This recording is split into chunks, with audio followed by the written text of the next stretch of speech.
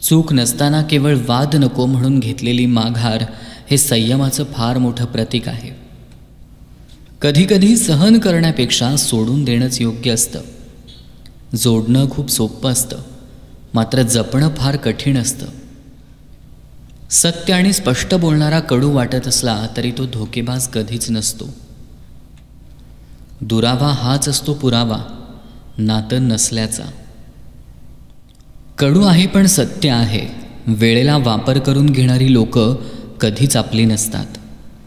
कानावर आलेली प्रत्येक गोष्ट मनावर घ्यायची नसते बरं का. माणसांसाठी वेळ काढला की वेळेला माणसं उभी राहतात. जिथं फरक पडत नाही तिथं रक्त आटवायचं नसतं. दिसणं आणि असणं यातला फरक समजला की फसणं बंद होतं. चमचा ज्या भांड्यात राहतो त्याच भांड्याला रिकामा करतो, म्हणून चमच्यांपासून सावध राहा. कर्म जेव्हा वसुलीला येतं तेव्हा कोणाचाच वशिला चालत नाही. स्वतःमध्ये आनंदी राहा. दुनिया खूप मतलबी आहे. पाठीमागे लागलेली संकटच आपल्याला पुढं जाण्याचे मार्ग मोकळे करत असतात.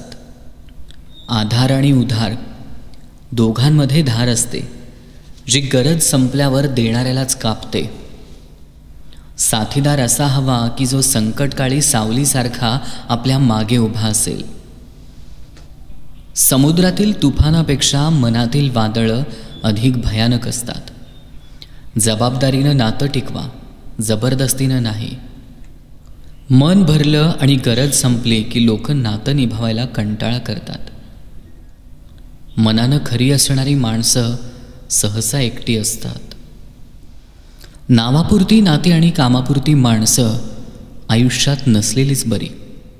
रागात बोललेला एक शब्द एवढा विषारी असतो की प्रेमात बोललेल्या हजारो गोष्टींना एका क्षणात संपवून टाकतो.